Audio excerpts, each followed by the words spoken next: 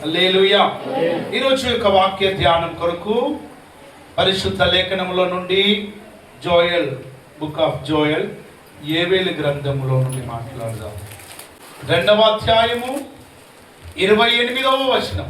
తరువాత నేను సర్వజనుల మీద నా ఆత్మను కుమ్మరించెదను.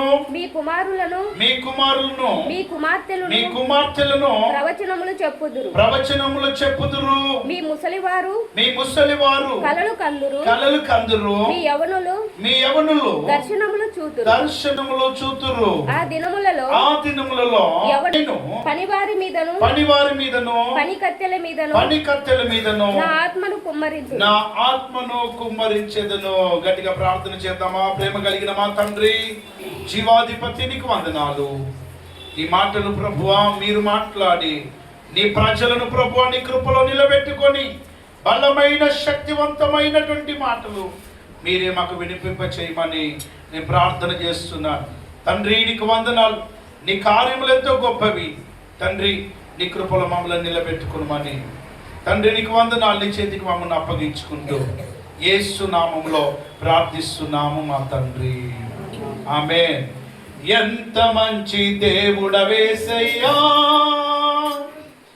ఎంత మంచి దేవుడవేసయ్యా.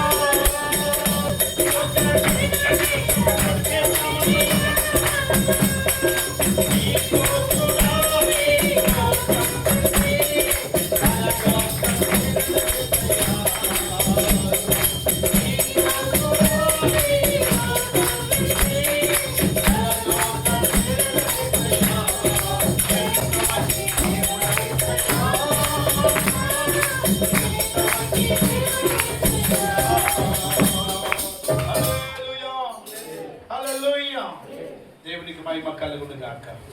మరొకసారి చదువుదామా? యేవేలు గ్రంథం 2వ అధ్యాయం 28వ వచనం.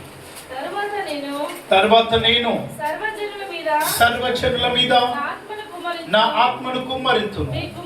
మీ కుమారులను మీ కుమార్తెలను ప్రవచనములు చెప్పుదురు. మీ ముసలివారు కలలు కందురు. మీ యవనులు దర్శనములు చూతురు. ఆ దినములలో నా పనివారి మీదను పనికత్తెల మీదను నా ఆత్మను కుమ్మరించును. దేవునికి మహిమ కలుగును గాక. చాలా మందికి అంత్యకాల దినాలలో దేవుని ఆత్మ ఏ రకంగా వస్తుంది అన్న విషయం స్పష్టత లేకుండా పోయింది. హల్లెలూయా చెప్పండి, రెండు చేతులతో ఒకసారి హల్లెలూయా హల్లెలూయా. అయితే అంత్యకాల దినములలో అపాయకరమైనటువంటి రోజులు ఉన్నాయని మీరు జ్ఞాపకం ఉంచుకోండి. ఎందుకు అంటే అందరినీ నమ్మడానికి లేదు, అందరి విషయంలో మీరు నమ్మకం పెట్టడానికి లేదు, అందరి విషయంలో వీరందరూ సేవకులే, నేను వారి దగ్గర కూడా వెళ్ళవచ్చు, నేను వీరితో కూడా సహవాసం చేయవచ్చు అన్నట్టుగా లేదండి. బైబిల్ వాక్యం చెబుతుంది మత్తయి సువార్తలో ఏమని అంటే, ఇదిగో అనేక మంది కాపరులాగా కనబడేవారే కానీ వారు గొర్రె చర్మము ధరించుకున్న తోడేళ్ల వలె వస్తారు. అబద్ధ క్రీస్తుగా వారు వస్తారు, ఇబ్బందులు పాలు చేస్తారు, తండ్రి యొక్క చిత్తం నుండి నిన్ను తప్పిస్తారు, తండ్రి యొక్క క్రియల నుండి నిన్ను వైదొలగిస్తారు. కనుక దేవుని ఆత్మ కలిగి సంఘముని ఎన్నుకోవాలి. హల్లెలూయా చెప్పండి ఒకసారి హల్లెలూయా. ఏం చేయాలంట? దేవుని ఆత్మ కలిగి ప్రభువా నమ్మకమైన కాపురి దగ్గరికి, నమ్మకమైన సంఘము దగ్గరికి, నమ్మకమైన కుటుంబంలోనికి నన్ను పంపుదేవా అని ప్రార్థించి మనము సంఘమును వెతుక్కోవాలి. Praise the Lord. కాపరి మన కొరకు ప్రార్థించేవాడై ఉండాలి, కాపరి మన కొరకు మొరపెట్టేవాడై ఉండాలి, కాపరి మన కుటుంబ నిమిత్తమై ఉపవాసాలు చేయాలి, కాపరి మన కుటుంబాలను దర్శించాలి, కాపరి మన కుటుంబాన్ని బలపరిచి ఆయన యొక్క కుటుంబం వలె భావించాలి. నిన్ను దేవుని యొద్దకు నడిపించే నమ్మకమైన దాసునిగా ఆయన ఉండాలి. ప్రైజ్ ది లార్డ్ హల్లెలూయా. అయితే బైబిల్ చాలా క్లియర్ గా మాట్లాడుతున్నది ఏమిటి? తర్వాత నేను సర్వజనుల మీద నా ఆత్మను కుమ్మరించును. మీకు ఒక విషయం చెప్పాలి, అందరు ఇక్కడ చూడండి, ఒక విషయం చెప్పాలి. సృష్టిని సృష్టించినటువంటి సృష్టికర్త ఆ గొప్ప దేవుడు ఈ లోకమును సృష్టించినప్పుడు అన్ని కూడా తన కంటికి అందంగా కనబడ్డాయి. ఈ మాటలన్నీ ఆది కాండంలో ఉంటాయి. Praise the Lord. ఆయన తయారు చేస్తున్నప్పుడు భూమి ఆకాశములను ఆయన నిర్మిస్తూ ఉన్నప్పుడు, సూర్య చంద్ర నక్షత్రములను ఆయన తయారు చేస్తూ ఉన్నప్పుడు, జలరాశులను ఆకాశ పక్షులను ఆయన నిర్మిస్తూ ఉన్నప్పుడు ఆయన కంటికి ఎలా కనబడ్డాయి? చాలా అందంగా ఇష్టముగా కనబడ్డాయి. అయితే అదే ప్రకారముగా దేవుడు తన పోలిక చొప్పున, ఎవరి పోలిక చొప్పున? దేవుని పోలిక చొప్పున ఒక మనుషుని కూడా నిర్మిద్దామని అనుకున్నాడు. ఆ మనుష్యుడు కూడా ఒంటరిగా ఏదెను గార్డెన్ లో తిరుగుతూ ఉన్నప్పుడు ఆయన ఒంటరిగా ఉండడం మంచిది కాదని చెప్పి ఆయనకు కూడా ఒక సాటి అయినటువంటి సహాయం కూడా ఆయన తయారు చేశాడు. ఇది మాత్రమే దేవుని యొక్క ముఖ్యమైన ఉద్దేశం. Praise the Lord. మనమందరం నిర్మించబడాలి, మనమందరం ఒక్కొక్క జాబ్ చేయాలి, మనందరం కష్టపడి చెమటోడ్చాలి, మనందరం బాధలు అనుభవించాలి, మాటలు పడాలి, వేదన అనుభవించాలన్నది దేవుని ఉద్దేశము కాదు. ఆయన పోలిక చొప్పున ఒక నరుణ్ణి, ఆయన పోలిక చొప్పున ఒక మనుషుల్ని తయారు చేయాలి, ఆ సృష్టిలో ఆయన తెచ్చి ఇలా పెట్టాలి అన్నది దేవుని యొక్క ఉద్దేశం. Praise the lord. కానీ మనుషుడు ఏం చేశాడు? ఆయన చిత్తానికి అవిధేయుడు అయిపోయాడు. Praise the lord. అవిధేయుడు అయిపోవడమే కాకుండా ఆయనకున్నటువంటి ఆత్మీయ నేత్రములు పోయి ఆయన శారీరకమైనటువంటి మనోనేత్రములు, లేకపోతే ఆయన శరీరముతో ఉన్నటువంటి పాపపు నేత్రములు తెరవబడ్డాయి. హల్లెలూయా. ఎప్పుడైతే అవి తెరవబడ్డాయో ఆయనకు కష్టము, ఆయనకు దుఃఖము, ఆయనకు సిగ్గు, ఆయనకు అవమానము, ఆయనకు ఒక వేదన, ఆయనకు ఒక గాయము అనేది కళ్ళకు కట్టినట్టుగా కనబడుచున్నది. ఇది పాపము అనేది ఆయనకు తెలిసిపోతున్నది. అనగా దేవుడి యొక్క ప్రత్యక్షత నుండి తనకై తనుగా ఒక్క క్షణం పడిపోయాడు ఆయన. హల్లెలూయా. క్రమక్రమైన రోజులు గడుస్తూ ఉన్న కొద్దీ, సంవత్సరాలు గడుస్తూ ఉన్న కొద్దీ మనుషులందరూ ఆ భూమి పైన విస్తరించను ఆరంభించారు. హల్లెలూయా. దానితో పాటుగా మనుషులలో ఒక భయంకరమైనటువంటి పాపము కూడా పెరగడం స్టార్ట్ అయింది. హల్లెలూయా. ఎప్పుడైతే పెరగడం స్టార్ట్ అయిందో దేవుడు తన ప్రవక్తలను ఎన్నుకున్నాడు. అయ్యో వారందరూ నా ప్రజలే, నా మాటగా నీవు వారితో చెప్పండి, ఇకనైనా నా వైపుకు తిరగండి, ఇకనైనా నా వైపుకు మీరు రండి అని దేవుడు పలుమార్లు ప్రవక్తల ద్వారా మాట్లాడినా కూడా ప్రజలు వినలేదు. జల ప్రళయాలు పెట్టాడు, వినలేదు. ఎన్నో రకాల అగ్నిని కుమ్మరించాడు, వినలేదు. ప్రజలు పాపం నుండి బయట పడడానికి మార్గము లేకుండా అయిపోయింది. Praise the Lord. అలాంటి క్రమంలో తండ్రి అయినటువంటి దేవుడు ఏం చేశాడంట, ఇలా కాదని చెప్పి ఆయన కుమారునిగా ఈ లోకానికి వచ్చాడు. Praise the Lord. చెప్పండి హల్లెలూయా, హల్లెలూయా. తండ్రిగా ఉన్నటువంటి ఆ దేవుడు కుమారునిగా ఈ లోకానికి వచ్చాడు. కుమారుడిగా ఎందుకు వచ్చాడు?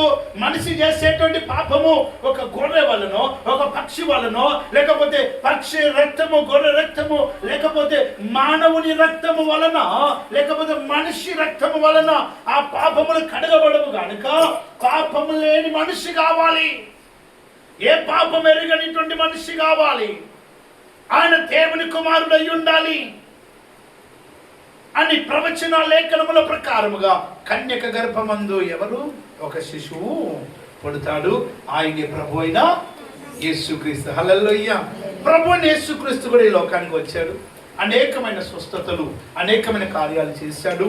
ఇదిగో మోషే తీసుకొచ్చిన ధర్మశాస్త్రమును కూడా నెరవేర్చి దేవుడు ప్రజలందరికీ విడుదల అనుగ్రహించారు. గట్టిగా చప్పట్లు కొడదాం ఒకసారి. పాపం నుండి విడుదల కలిగింది, ఈ లోకం నుండి విడుదల కలిగింది, శాపము నుండి విడుదల కలిగింది. ఇదిగో ఇక నువ్వు బలులు అర్పించవలసిన అవసరం లే, ఎందుకంటే ఆయననే బలి పశువుగా ఈ లోకానికి వచ్చాడు. ఆయననే కల్వరి శిలువలో మరణించాడు. ఆయన మరణించడం మాత్రమే కాదు, సమాధిలో పెట్టబడి తిరిగి లేచిన సజీవుడై ఈరోజు మనతో ఉన్నాడు. హల్లెలూయా. ఆయన పరలోకం వెళుతూ ఆయన ఏం చెప్పాడంట, పరిశుద్ధాత్మను నేను మరలా మీకు అప్పగించి వెళ్తున్నాను. నేను వచ్చే వరకు, ఎప్పటి వరకు? నేను మరలా తిరిగి వచ్చే వరకు పరిశుద్ధాత్ముడు ఏం చేస్తాడంట, మిమ్మల్ని నడిపిస్తాడు. అంటే పరిశుద్ధాత్ముని యొక్క పని ఏంటి? మీ పాపమును ఒప్పింపజేస్తాడు. ఏంటంటే తప్పు చేస్తున్నట్లయితే నీ హృదయాన్ని గద్దిస్తాడు. అయ్యా ఇక్కడ నువ్వు తప్పు చేస్తున్నావు, జాగ్రత్త అని గుర్తు చేస్తాడు. ఏదైనా పాపంలో ఉన్నట్లయితే భర్తకు తెలియకుండా, భార్యకు తెలియకుండా ఏదైనా తప్పు జరుగుతున్నట్లు, అమ్మా ఇక్కడ నువ్వు తప్పు చేయకూడదు అని దేవుడు హెచ్చరిస్తూ ఉంటాడు. హల్లెలూయా. దేవునికి మహిమ కలుగును గాక. దేవుని బిడ్డలారా, పరిశుద్ధాత్ముడు ఈ లోకానికి వచ్చాడు. చాలా మంది ఒక విషయం పైన ఆలోచన చేస్తూ ఉన్నారు. పరిశుద్ధాత్మ అంటే ఏంటి? అంటే మనకు దేవుడు ముగ్గురు దేవుళ్ళ, లేకపోతే ఒక దేవుడేనా? తండ్రి దేవుడు, కుమారుడు దేవుడు అంటే ప్రభువైన యేసుక్రీస్తు, ఆ తర్వాత పరిశుద్ధాత్ముడు. ఏంటి ముగ్గురు దేవుళ్ళ? నేను చెబుతున్నాను, బైబిల్ చెప్తుంది ఏంటంటే ఆయన త్రియేక దేవుడై ఉన్నాడు. హల్లెలూయా. ఆయన తండ్రిగా ఉండి కుమారునిగా వచ్చాడు. డియర్ బ్రదర్, నేను ఒక మాట చెప్తాను. ఇప్పుడు చూడండి, ఒక రోజు, ఒక కాలానికి మనుషులు చెబితే వినేవారు కాదు. దేవుడు తన స్థానంలో ఉండి ఆయన చెప్పినప్పుడు ఎవరు పట్టించుకునలేదు. హల్లెలూయా.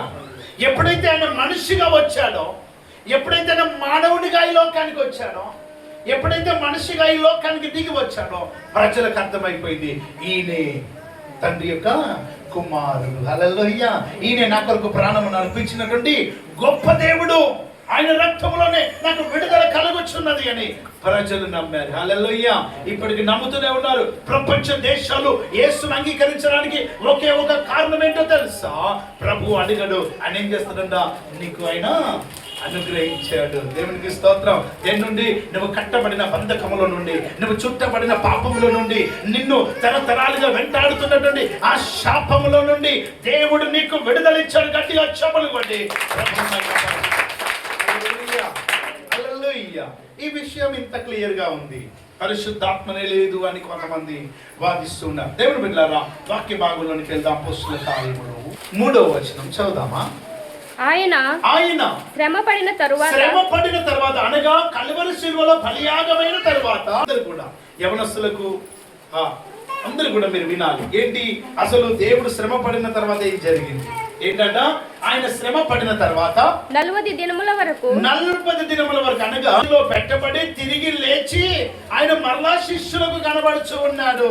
వచ్చే విషయములను గూర్చి బోధించుచు అనేక ప్రమాణములను చూపి వారికి తన్నును తాను సజీవునిగా అనగా బ్రతికి ఉన్న క్రీస్తుగా కనపరుచుకున్నాడు. దేవునికి మహిమ కలుగును గాక. ఇప్పుడు యేసు ప్రభు సమాధిలో ఉన్నాడని చెప్పగలవా నువ్వు? చెప్పలేవు. ఎందుకు? ఆయన సమాధిలో పెట్టబడి తిరిగి లేచిన తర్వాత 40 రోజులు 40 పగళ్ళు 40 రాత్రులు ఆయన ఎవరికి కనబడ్డాడంట? శిష్యులకు కనబడ్డాడు. అక్కడ చూస్తున్న ప్రజలకు కనబడ్డాడు. ఎలాగా కనబడ్డాడు? ఒక ఆత్మలాగా, ఒక గాలిలాగా, లేకపోతే ఒక లైట్ లాగా కనబడలే. ఆయన సజీవునిగా. హల్లెలూయా. ఎలాగా? ఆయన గాయములు ఉన్నాయి, ఆయన పక్కలో బల్లెము కూర్చున్నటువంటి గాయములు ఉన్నాయి. ఆయన సజీవుడిగా ప్రజలకు తనను తాను కనబరుచుకుంటూ ఉన్నాడు. ఈ విషయాన్నంతా కూడా శిష్యులు గమనిస్తూ ఉన్నారు. హల్లెలూయా. అక్కడున్న ప్రజలు గమనిస్తున్నారు. ఆ తర్వాత ఏం జరిగింది? ఆయన వారిని కలుసుకొని ఇలాగ ఆజ్ఞాపించను, మీరు యెరూషలేము నుండి వెళ్ళటయు నా వలన వినిన తండ్రి యొక్క వాగ్దానం కొరకు ఏం చేయాలట? కనిపెట్టుకొని ఉండండి. హల్లెలూయా. తొందర గురికి ప్రార్థన వచ్చింది, వాక్యం కొద్దిగా తెలిసింది. తొందర గురికి బ్యాగ్ వేసుకుని సేవకుడు అయిపోకు, సేవకుని పంపుదానకు. ఎందుకు? ప్రభు చెప్పాడు, నా మాట నీ దగ్గరికి చేరే వరకు, నేను నీతో చెప్పేంత వరకు, నేను నిన్ను పిలుచుకునేంత వరకు నీవు పాస్టర్ గా కానీ, ఇవాంజలిస్ట్ గా కానీ, ప్రాఫిటిక్ గా కానీ నువ్వు ఉండొద్దు. ఎందుకు? నా మాట నీ దగ్గరికి చేరుతుంది. ఆ చేరిన తర్వాతనే నీవు ఆ మాట పట్టుకుని ఎక్కడికి వెళ్ళాలి? సర్వలోకానికి వెళ్ళాలి. లేకపోతే నువ్వు మధ్యలోనే ఫెయిల్ అయిపోతావు. హల్లెలూయా. ఖచ్చితంగా నువ్వు ఫెయిల్ అయిపోతావు. ఆయన మాట వినకపోతే ఫెయిల్ అయిపోతావు. ఇదే లేనిపోండి డౌట్ లో. హల్లెలూయా. దేవుని బిడ్డలారా, ఆయన ఏం చెప్పాడు? నీవు యెరూషలేములోనే ఉండి నా మాట కొరకు నువ్వు కనిపెట్టమని ఆయన చెప్పి ఉన్నాడు. ఆ తర్వాత ఏం చెప్పాడమ్మా? యోహానైతే నీళ్లతో బాప్టిజం ఇచ్చాడు గాని, అయ్యా సుధాకర్ బ్రదర్ వింటున్నారా? ఏంటి? యోహానైతే దేంతో ఇచ్చాడు? నీళ్లతో ఇచ్చాడు. మీ పాస్టర్ గారు అయితే దేంతో ఇచ్చాడు? తండ్రి యొక్క కుమారుని యొక్క పరిశుద్ధాత్మ నామములో ఏం చేశాడయ్యా? ఏం చేశారు? పాస్టర్ గారు ఏం చేశారు? నీళ్లలో బాప్టిజం ఇచ్చారు. ఇక్కడితో అయిపోలేదు. కానీ ఇంకా చదవండి, కొద్ది దినములలోగా మీరు పరిశుద్ధాత్మలో, ఇక్కడే వచ్చింది ప్రాబ్లం. హల్లెలూయా. బాప్టిజం తీసుకున్నాం, ప్రభువులో నడుస్తున్నాం.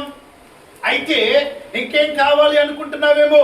బాప్టిజం తీసుకున్న ప్రతి ఒక్కరు కూడా పరిశుద్ధాత్మలో కూడా నువ్వు అనుభవం కలిగి, పాలు పంపులు కలిగి నువ్వు ఉండాలని చెప్పాడు. Praise the Lord. ఈ యొక్క అనుభవం లేకుండా, ఈ యొక్క క్రియలు లేకుండా నువ్వు ఏమి కూడా చేయలేవు.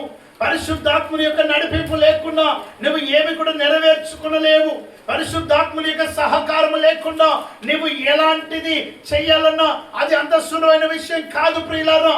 నీ స్వతహాగా నువ్వు ఒక బిజినెస్ నడిపిస్తావేమో, నీ స్వతహాగా కొన్ని డబ్బులు సంపాదించుకుంటావేమో, నీ స్వతహాగా కొంత పేరు సంపాదించుకుంటావేమో, నీ స్వతహాగా నీకు కావలసినవి సమకూర్చుకుంటావేమో. కానీ తండ్రి మాట నీకు వినబడేంత వరకు నువ్వు ఎదురు చూడకపోయినా, పరిశుద్ధాత్మలో నీకు బాప్టిజము లేకపోయినా, నీకు పరిశుద్ధాత్మతో సరైన సంబంధం లేకపోయినా ఏంటంట? ఇంకా చదవండి కిందికి. కొద్ది దినములలోగా పరిశుద్ధాత్మలో బాప్టిజము పొందుదురనెను. ఆ తర్వాత కాబట్టి వారు ప్రభువా ఈ కాలమందు ఇశ్రాయేలులకు రాజ్యమును నువ్వు మరలా అనుగ్రహిస్తావా ప్రభువా? ఆయనను అడిగినప్పుడు ఆయన అన్నాడు, కాలములను సమయములను తండ్రి తన స్వాధీనంలో ఉంచుకొని ఉన్నాడు. వాటిని తెలుసుకొనుట మన పని కాదు. అయితే ఆయనను పరిశుద్ధాత్మ మీ పైకి వచ్చినప్పుడు మీరు శక్తి పొందుతారు గనుక మీరు యెరూషలేములోను యూదయ సమరయ భూదిగంతముల వరకు దేవునికి సాక్షులై ఉంటారు. గట్టిగా చప్పట్లు కొట్టి హల్లెలూయా. కోర్టులో సాక్షిగా నిలబడడం అవసరం లేదు. ఎవరైనా సాక్షి అక్క విన్నావా, నేనేమన్నాను ఇప్పుడు అబద్ధం ఆడానా విన్నావా అని చెప్తారు. ఆ సాక్ష్యం అవసరం కాదు. నీవు క్రీస్తుకు సాక్షిగా మార్చబడాలి. ఎవరైనా నిన్ను అడిగినప్పుడు నేను దేవుని బిడ్డను చెప్పే సాక్షిగా నువ్వు నిలబెట్టబడాలి. నేను క్రీస్తుని నమ్ముతున్నాను, యేసు కొరకు బ్రతుకుతున్నాను, యేసే నా దైవము, యేసే నా సర్వస్వము, ఆయన నన్ను కొని ఉన్నాడు, పాపం నుండి విడుదల ఇచ్చాడు. నీవు నీ కుటుంబం నాకు విడుదల ఇవ్వలేరు, నా క్రీస్తు మాత్రమే నాకు విడుదల ఇవ్వగలడని నువ్వు బలముగా నమ్మి క్రీస్తును వెంబడించే వారిపై సాక్షిగా ఉండాలి. హల్లెలూయా. పరిశుద్ధాత్మ దేవుడు నీవు అడుగు సమయంలో నీ పైకి వస్తాడంట. ఆయన ఎలా వస్తాడు? ఆయన వచ్చినప్పుడు ఏంటంట, ఇదిగో ఆయనను పరిశుద్ధాత్మ మీ మీదకి వచ్చినప్పుడు మీరేం కలిగి ఉంటారంట? ఆయన వచ్చాడు అన్నదానికి గుర్తేంటి? మీరు శక్తి పొందుతారు. హల్లెలూయా. కొంతమంది గెంతులేసి ఎగిరెగిరి ఆరాధన చేస్తూ ఉంటారు, అల్లరల్లరి చేస్తుంటారు. దేవుని బిడ్డలారా, అలా కాదు. పరిశుద్ధాత్మ వచ్చినప్పుడు నీకు నువ్వుగా ఆపుకోలేనంత శక్తిని నువ్వు పొందుకుంటావు. హల్లెలూయా. ఎంతమంది ఆపినా నువ్వు ఆగలేవు. దేవుని యొక్క సువార్త విషయంలో కానీ, దేవుని యొక్క పని విషయంలో కానీ, దేవుని యొక్క ప్రయాసం విషయంలో కానీ, ఆయన యొక్క నడిపింపు విషయంలో కానీ ఎక్కడ కూడా ఆగిపోకుండా నీవు నమ్మకమైన కుమారునిగా కుమార్తెగా నిలబడతావు. దేవుడు ఆ మాటను స్పష్టముగా తెలియపరచదు. హల్లెలూయా. తర్వాత దేవుని బిడ్డలారా, ఒక 13వ వచనం ఒకసారి చదవండి. అయితే వాళ్ళు ఏం చేశారు? దేవుడు చెప్పాడు కదా, మరి మీరు యెరూషలేము నుండి వెళ్ళకండి, నా మాట వచ్చే వరకు, పరిశుద్ధాత్మను పొందుకునే వరకు వెళ్ళకండి అని అన్నప్పుడు ఈ మాట వారు వింటూ ఉన్నారు. అయితే వారు చూస్తూ ఉండగానే ప్రభువైన యేసుక్రీస్తు ఎక్కడికి వెళ్ళిపోయాడు? ఆకాశమునకు ఆరోహణం అయిపోయాడు. హల్లెలూయా. అక్కడ చూస్తున్న వారందరూ ఆశ్చర్యపోయారు. అయ్యో, ప్రభువు ఎక్కడికి వెళ్ళిపోతున్నాడు, మాతో ఇక రాడా అని చెప్పి వారంతా సందేహంలో ఉన్నారు. యేసు అక్కడికి వెళ్ళిపోగానే అక్కడ ఏమి కూడా ఇక లేదు. అయితే శిష్యులందరూ కూడా కలిసి గుర్తు చేసుకున్నారు, తండ్రి మమ్మల్ని ఎక్కడికి పోమన్నాడు? యెరూషలేముకి వెళ్ళమన్నాడు కనుక అందరు కూడా యెరూషలేముకి వచ్చి ఏం చేస్తున్నారు? 13వ వచనంలో, వారు పట్టణంలో ప్రవేశించి తాము బస చేయుచున్న మేడ గదిలోనికి ఎక్కిపోయిరి. వారెవరనగా పేతురు, యోహాను, యాకోబు, ఆంద్రెయ, ఫిలిప్పు, తోమా, బర్తలోమై, మత్తయి, అల్ఫయు కుమారుడగు యాకోబు, జెలోతి అనబడిన సీమోను, యాకోబు కుమారుడైన యూదా అనువారు, వీరందరూ దేవుని శిష్యులే. వారితో పాటు వీరితో కూడా కొందరు స్త్రీలు కూడా ఉన్నారంట. ఏంటంటే యేసు తల్లి అయిన మరియయు ఆయన సహోదరులు ఏక మనస్సుతో దేవునికి ప్రార్థన చేసిరి. హల్లెలూయా, హల్లెలూయా. బలహీన సమయములో నీ బలము ప్రసాదించుము. బలహీన సమయములో నీ బలము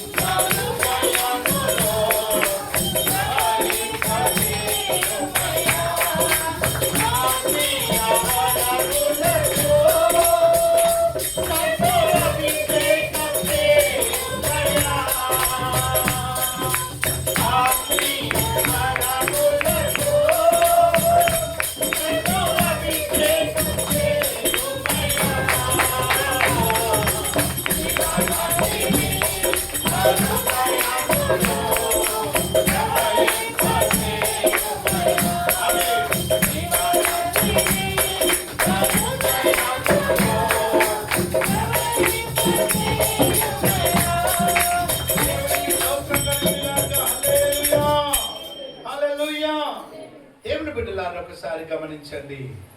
ప్రభువైన యేసుక్రీస్తు సమాధిలో పెట్టబడ్డాడు. 3 రోజులు ఉన్నాడు. తిరిగి లేచిన తర్వాత శిష్యులకు కనబడ్డాడు. దేవుని బిడ్డలారా, 40 పగలు 40 రాత్రులు వారితో ఉన్నాడు. వాక్యం ఎప్పుడు తప్పు చెప్పదు. నువ్వు తప్పుగా అర్థం చేసుకుంటున్నావేమో. ఈ మాటల ద్వారానైనా నువ్వు మారాలి. దేవుణ్ణి నిజముగా తెలుసుకోవాలని నేను నీకు ఈ మాటలు నేర్పిస్తున్నాను. ఒక సహోదరునిగా నిన్ను హెచ్చరిస్తూ ఉన్నాను. హల్లెలూయా, దేవునికి మహిమ కలుగును గాక. అయితే వాక్యం చెబుతుంది ఏమిటంట, శిష్యులు అందరూ కూడా అక్కడే ఉన్నారు. ఆయన ఆకాశానికి ఆరోహణం అవుతున్నప్పుడు వారు చూస్తారు, వీళ్ళందరూ బలహీన పడ్డారు. అయ్యో, ఇక మాతో నడిపించేవాడు లేడు. ఎవరు లేరండి అండి? ఎవరు లేరు? మమ్మల్ని నడిపించేవాడు లేడు, మా మధ్యలో స్వస్థతలు చేసేవాడు లేడు, మాకు బలమునిచ్చేవాడు లేడు, మేము నిరాశ పడుతున్నాము. ఇప్పుడు పాస్టర్ గారు ఉన్నంత వరకు ఏమవుతుంది? డిసిప్లైన్. ఏంటి ఏంటి అభిషేక్ ఇలా అనుకో ఒకసారి, కనపడట్లేదు. ఏంటి పాస్టర్ గారు ఆరాధనలో ఉన్నంత కాలం ఏమవుతుంది? Very discipline. ఒరే మాట్లాడకండ్రా, అల్లరి చేయకండ్రా. ఇది పాస్టర్ గారు ఒక ఆదివారం కేరళలో ఉన్నాడు. ఏం జరిగింది? హల్లెలూయా. చక్కల ముక్కలు వేసుకొని కూర్చునే వాళ్ళు కాలు జాపుకొని, అయ్యగారు లేడుగా, కొద్దిగా లేటుగా ఆరాధనకు వచ్చి, కొద్దిగా తొందరగా ఆరాధనకు వచ్చి, దేవుని బిడ్డలారా, తండ్రి ఉన్న పరిస్థితి ఏంటి, తండ్రి లేని పరిస్థితి ఏంటి గమనించండి ఒకసారి. అయితే యేసు ప్రభు వారిని విడిచిపెట్టి వెళ్ళినప్పుడు కూడా అదే జరిగింది. భయపడుతున్నారు. ఇక అన్ననేమో ప్రార్థన చేయమని వెళ్ళిపోయాడు. వీళ్ళ మధ్యలో ఎవరికైనా దయ్యం లేస్తే ఏ పరిస్థితి?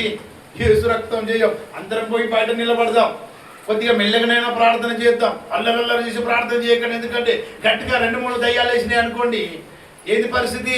మనం ఎక్కడ పాడిపోవాలో మనకు అర్థం కాదు. అన్నుంటే హ్యాండిల్ చేస్తాం. హల్లెలూయా. నాకు మాత్రమే కాదు దేవుని బిడ్డలారా, ఈ శక్తి నీకు కూడా దేవుడు అనుగ్రహించారు. గట్టిగా చప్పట్లు కొట్టి. పరిశుద్ధాత్మ యొక్క శక్తి ఏమిటంటే కేవలం పాస్టర్కే పరిమితం కాదు, అపోస్తలులకే పరిమితం కాదు. ఆయన సర్వలోకం మీద ఆయన కృప, ఆయన శక్తిని కుమ్మరిస్తానని అన్నాడు. హల్లెలూయా, దేవునికి మహిమ కలుగును గాక. ఏంటట, ఈ మధ్య కాలంలో మా సంఘ విశ్వాసి ఇంకొక సంఘ విశ్వాసితో, వారు కూడా మంచి విశ్వాసులే అయ్యా, వింటున్నారా? మా సంఘ విశ్వాసి లేకపోతే మన సంఘ విశ్వాసి మరొక సంఘ విశ్వాసితో ఏం చేస్తున్నారు? ఫ్రెండ్షిప్ కలిసి చేస్తున్నారు. కలిసి చేస్తున్నప్పుడు మా విశ్వాసి చెప్పారు, మా అయ్యగారు మా కొరకు బాగా గట్టిగా బలముగా ఉపవాసాలు చేస్తున్నారు, మేమందరం కూడా యవనస్తులము గట్టిగా ప్రార్థన చేస్తున్నాము. గత రాత్రి అయితే ప్రార్థన చేస్తూ ఉండగా గది అంతా కూడా ఇదిగో ఒక రకమైన భయంతో నింపబడి పరిశుద్ధాత్మ మా పైనకి వచ్చింది అన్నమాట ఈ సహోదరి చెప్పింది. అప్పుడు ఎదురుగా ఉన్న సహోదరి ఏమన్నదో తెలుసా? పరిశుద్ధాత్మనే లేదు. హల్లెలూయా. ఏం చెప్పిందంట? పరిశుద్ధాత్మ లేదు. రెండో విషయం ఏం చెప్పారో తెలుసా? పరిశుద్ధాత్ముడు మనకు రానే రాడు. ఒక పాస్టర్ గారు కూడా ఇంకొక విశ్వాసి దగ్గరికి వెళ్ళి చెప్తున్నాడంట, ఏమని? పరిశుద్ధాత్మ లేదు, అది మనకు రాదు. ఎందుకు రాదు అని ఆ విశ్వాసి అడిగినప్పుడు ఎదురుగా ఉన్నటువంటి విశ్వాసి లేకపోతే ఎదురుగా ఉన్నటువంటి ఆ పాస్టర్ గారు కూడా ఇచ్చిన సమాధానం ఏమిటంటే, పరిశుద్ధాత్మ మన కొరకు కాదు, పరిశుద్ధాత్మ కేవలం అపోస్తుల కొరకు మాత్రమే. ఏంటి 12 మంది అపోస్తులు యేసు ప్రభుతో తిరిగిన వారితోనేనా ఇది? అవునండి. అందుకే వాళ్ళే అద్భుతాలు చేశారు, వాళ్ళే మహత్కార్యములు చేశారు, వారే దేవుని కనపరిచారు. కనుక పరిశుద్ధాత్మకు ఒక లిమిట్ ఉంది. మన పైకి ఆత్మ రాదు, వాళ్ళకే. ఓహో, అయితే బైబిల్ ఏం చెప్తుంది మరి? దేవుని వాక్యం ఏంటట? అంత్య దినముల యందు నేను మనుషులందరి పైన, అంటే అక్కడ శిష్యులని లేడు, అక్కడ ముసలి వాళ్ళని లేరు, దేవుని నమ్మిన వారు నమ్మని వారు, పరిశుద్ధాత్మ ఉన్నవారు లేనివారు, సంఘానికి వచ్చేవారు రానివారు, ఆయన ఏర్పాటు చేసుకున్న ప్రజలందరి పైన ఆయన ఆత్మను ఏం చేస్తారంట? గట్టిగా కుమ్మరిస్తాడంట. హల్లెలూయా. అప్పుడు ఏం చేస్తారంట? మీ చిన్న పిల్లలు కూడా ప్రవచించడం ప్రారంభిస్తారంట. ముసలి వాళ్ళ దర్శనంలో చూస్తారంట, అయ్యా దేవుడు నాకు ఇది చూపించాడు అని చెబుతారంట. హల్లెలూయా. నువ్వు పాస్టర్ని తప్పు పడతావేమో, ఓ విశ్వాసాన్ని తప్పు పడతావేమో, కానీ దేవుని వాక్యాన్ని తప్పు పట్టే శక్తి నీ దగ్గర లేదు. హల్లెలూయా. నా వాక్యం అయితే, నా పరిశుద్ధ గ్రంథం అయితే నాకైతే ఇదే నేర్పించింది. ఏం నేర్పించింది? మనుషులందరి పైన ఏం చేస్తారంట? తన ఆత్మను కుమ్మరిస్తానని ఆయన చెప్పాడు. అయితే ఆ కాలమందు ఇంచుమించు 15వ వచనం చదువుదాం. ఆ కాలమందు ఇంచుమించు 120 మంది యేసుప్రభువుకు అపోస్తులు ఎంతమంది అండి? ఎంతమంది అపోస్తులు? ఎంతమంది? కేవలం 12 మంది. దాంట్లో ఒకడు దొంగ అయిపోయాడుగా, యేసుప్రభువును అప్పగించిపోయాడుగా. ఇప్పుడు ఎంతమంది ఉన్నారు చెప్పండి, నోరు తెరిచి చెప్పండి. ఎంతమంది ఉన్నారమ్మా? 11 మంది. ఈ 11 మందితో పాటు అక్కడ ఎంతమంది ఉన్నారు చదవండి అమ్మా. ఇంచుమించు 120 మంది పరిశుద్ధాత్మ కొరకు కనిపెడుతున్నారు. అమ్మ విశ్వాసులారా, ఇప్పుడు వీళ్ళ ఆ విశ్వాసికి కానీ ఆ పాస్టర్కి కానీ చెప్పండి, అపోస్తులకు మాత్రమే కాదు, ఆయన మనుషులందరికీ తన ఆత్మను కుమ్మరిస్తాడు. హల్లెలూయా, దేవుడికి స్తోత్రం కలుగును గాక. అనగా పరిశుద్ధాత్ముడు ఏం చేస్తాడో తెలుసా? అప్పుడు యేసుప్రభు అద్భుతం చేశాడు కదా. 3వ అధ్యాయము అపోస్తుల కార్యం 3వ అధ్యాయం 1వ వచనం రండి. పగలు 3 గంటలకు ప్రార్థన చేయు ఆ కాలమున పేతురు యోహాను దేవాలయానికి ఎక్కి వెళ్తుండగా పుట్టుక మొదలుకొని కుంటి వాడైన ఒక మనుషుడు మోసుకొని పోబడుచున్నాడు. వాడు దేవాలయంలోనికి వెళ్ళి వారిని భిక్షం అడుగుటకు కొందరు శృంగారమున దేవాలయం దగ్గరికి ఉంచుచు వచ్చిరి. పేతురును యోహాను దేవాలయంలోకి ప్రవేశించినప్పుడు వారు చూచి భిక్షము అడుగగా పేతురు యోహాను వానిని ఇలాగ చెప్పారంట, అయ్యానికి ఇవ్వడానికి బంగారమైన వెండైనను మా దగ్గర లేదు, కానీ మాకు కలిగినదే మీకు ఇస్తున్నాము, యేసుక్రీస్తు నామములో లేచి నడువు అనగానే వాడు ఏం చేశారంట? దిగ్గున లేచి నడుస్తూ వారితో మందిరానికి వెళ్ళిపోయారు. గట్టిగా చప్పట్లు కొడదాం ఒకసారి. చెప్పండి హల్లెలూయా. ఎంత గొప్ప అద్భుతం! ఇక్కడ యేసుప్రభు చేశారా? శిష్యులు చేశారా? ఏమండి, శిష్యులు చేశారా? యేసుప్రభు చేశాడా? అనగా ఆత్మ తన పైకి వచ్చే వరకు వాళ్ళు ఏం చేశారు? మేడగదిలో ప్రార్థిస్తున్నారు. దేవుని బిడ్డలారా, ఇప్పుడు కూడా మనం మేడగదిలోనే ఉన్నాం. ప్రార్థన చెయ్యండి. దేవా, నీ ఆత్మ నా పైకి రావాలి, నీ శక్తి పొందుకొని నేను వెళ్ళాలి. మధ్యరాత్రి జ్వరం వచ్చింది, ఏం చేస్తావు? ఫోన్ ఎత్తుకుతావా? లేకపోతే లేచి ప్రార్థన చేస్తావా? నీ పిల్లలకి జ్వరం వచ్చింది, ఏం చేస్తావు? లేచి అన్నకు ఫోన్ చేయండి రా అంటావా? లేదు. దేవుడు నాకు కూడా అధికారం ఇచ్చాడు. యేసు నామములో ఈ జ్వరం విడిచిపోవును గాక. గట్టిగా చెప్పండి.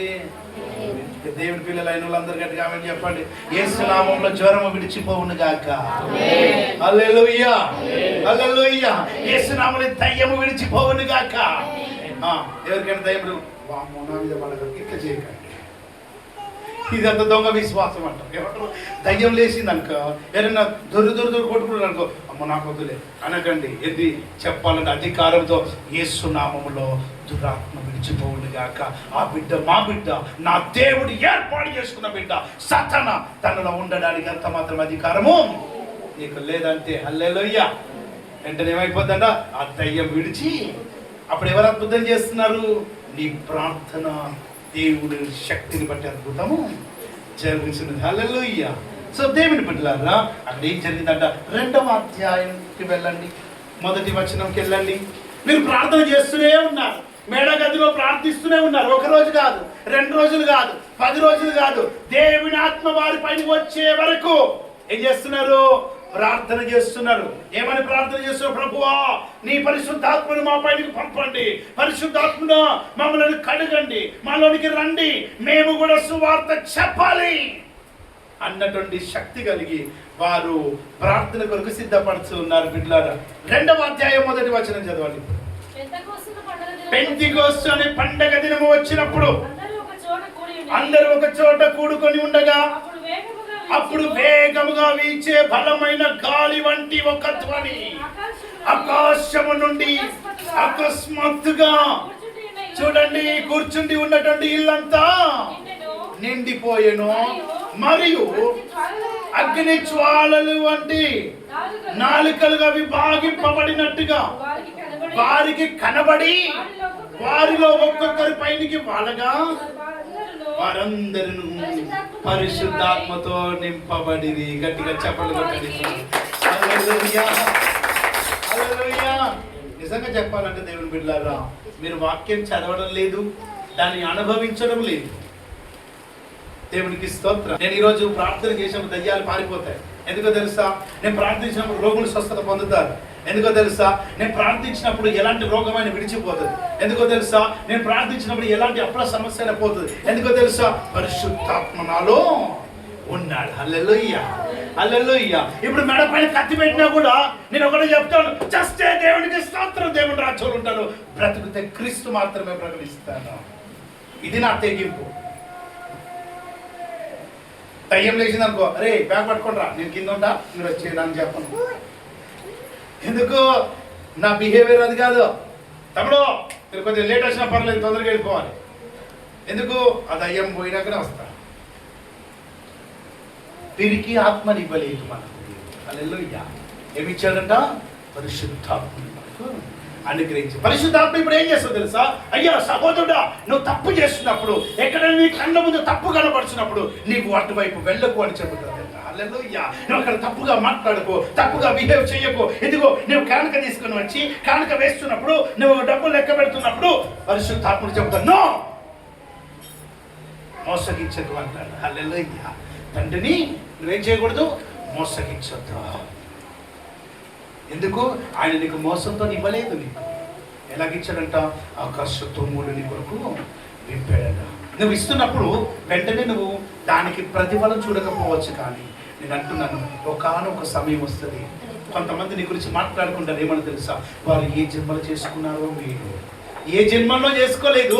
నువ్వు ఎప్పుడో దేవుని విషయంలో సరిగ్గా ప్రవర్తించావు కనుకనే నీ పిల్లల విషయంలో ఈ అద్భుతాన్ని చూస్తున్నావు. నీ భార్య విషయంలో, నీ భర్త విషయంలో, నీ కుటుంబ విషయంలో, నీ పోషణ విషయంలో, బట్టల విషయంలో ఇలాంటి అద్భుతాలు చూస్తున్నాము అంటే హల్లెలూయా, దేవుడు నిన్ను తప్పిదములో పడకుండా ఆయన నీకు సహాయం చేశాడు. హల్లెలూయా.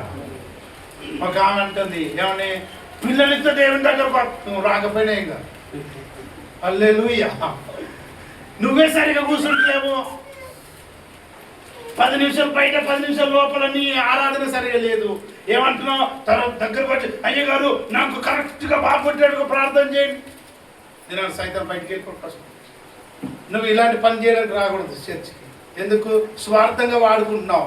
పిల్లలు అయ్యే వరకు వచ్చి, పిల్లలైన తర్వాత నువ్వు ఏం చేస్తున్నావు తెలుసా? ఆయనకు వ్యతిరేకమైన క్రియలు చేస్తున్నావు.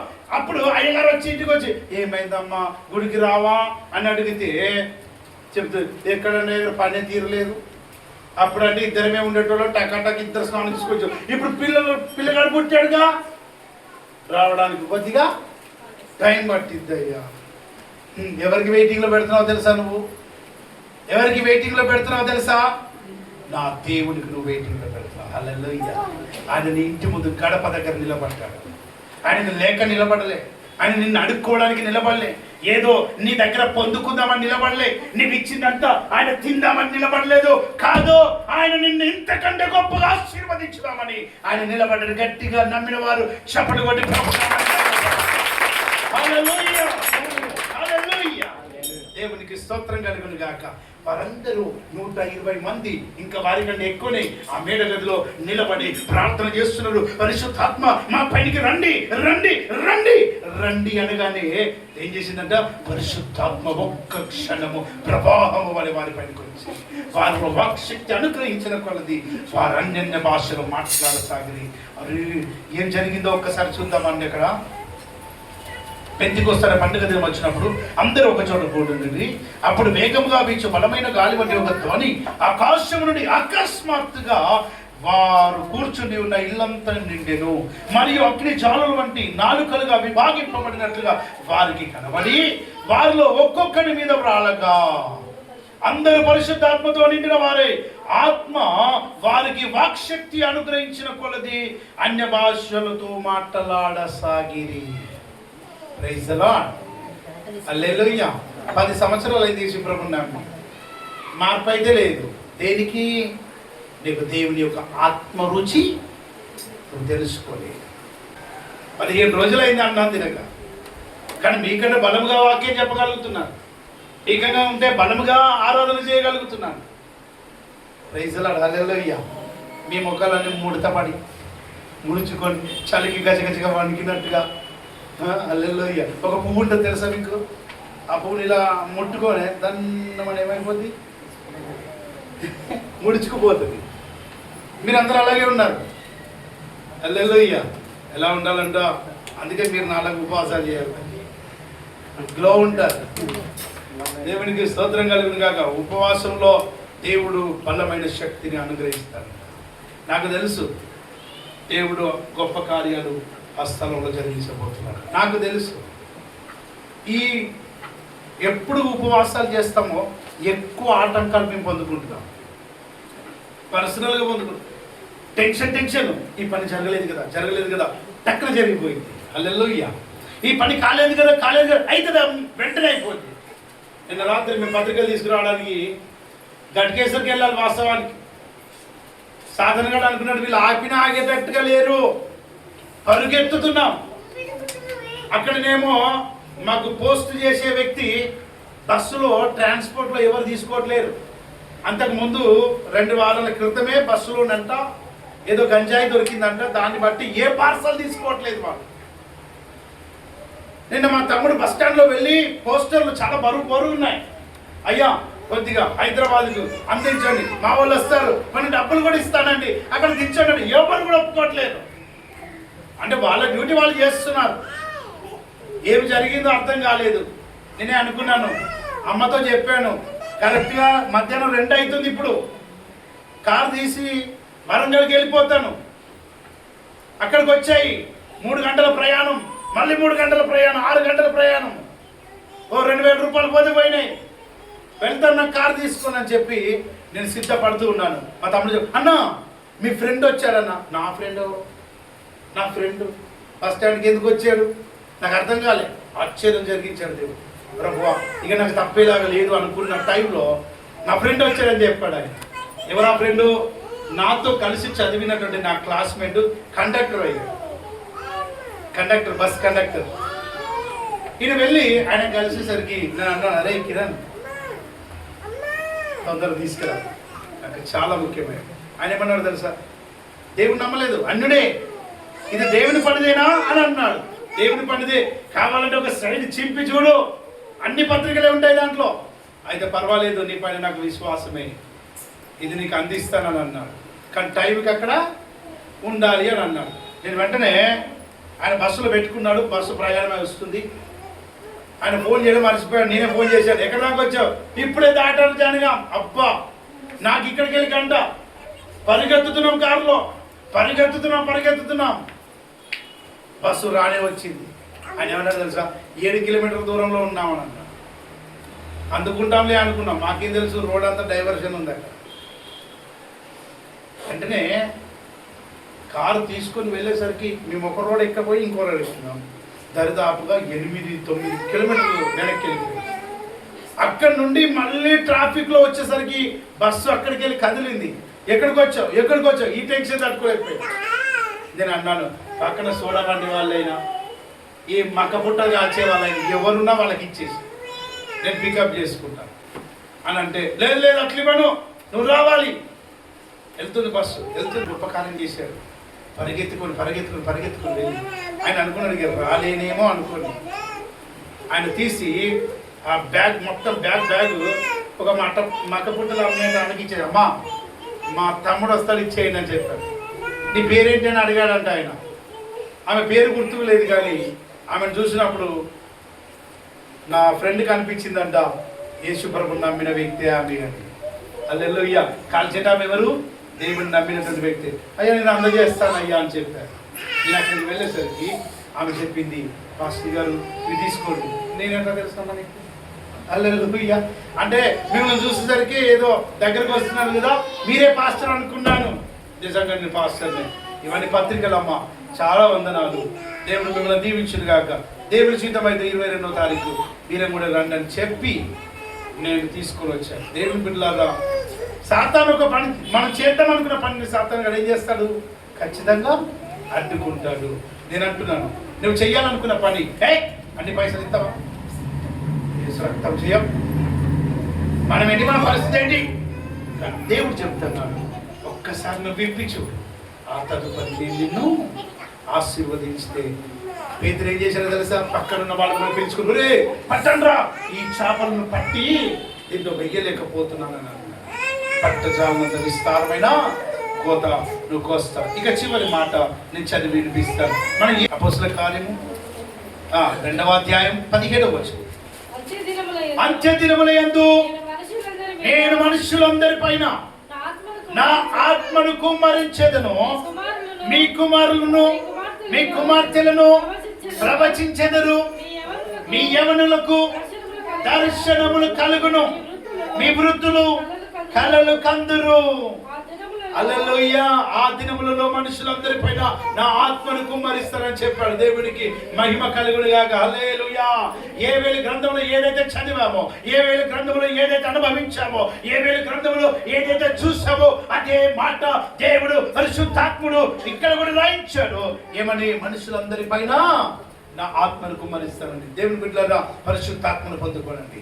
ప్రతి ఒక్కరు ప్రార్థించండి, పరిశుద్ధాత్మ కొరకు ప్రార్థించండి. చాలా మంది చెప్తారు పరిశుద్ధాత్మ లేదు, మనం పొందుకోకూడదు, అది మనది కాదు అని చెప్తారు.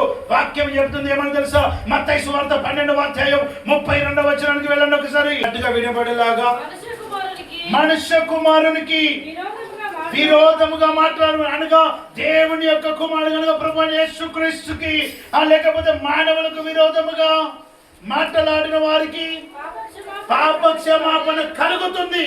ఎందుకు? క్రీస్తు రక్తము ద్వారా కలుగుతుంది. కానీ పరిశుద్ధాత్మకు విరోధముగా మాట్లాడు వారికి ఈ యుగమందైనను రాబోయే యుగమందైనను పాప క్షమాపణ లేదు. హల్లెలూయా. ఇక నువ్వు ఏ రీతిగానైనా పరిశుద్ధాత్మను నమ్మాలి.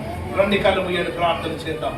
ప్రేమ కలిగిన మా తండ్రి, నీకు వందనాలు ప్రభువా. ఈ మాటలు వింటున్న ప్రతి ఒక్కరి హృదయము తెరవబడును గాక.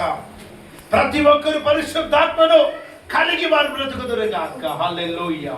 పరిశుద్ధాత్మలో వారు నింపబడుదురు గాక. పరిశుద్ధాత్మను తెలుసుకొని ముందుకు సాగుదురు గాక. పరిశుద్ధాత్మడా, వారితో మీరు సహవాసం చేయండి. వారిని నీ ఆత్మ చేత నింపండి నాయన.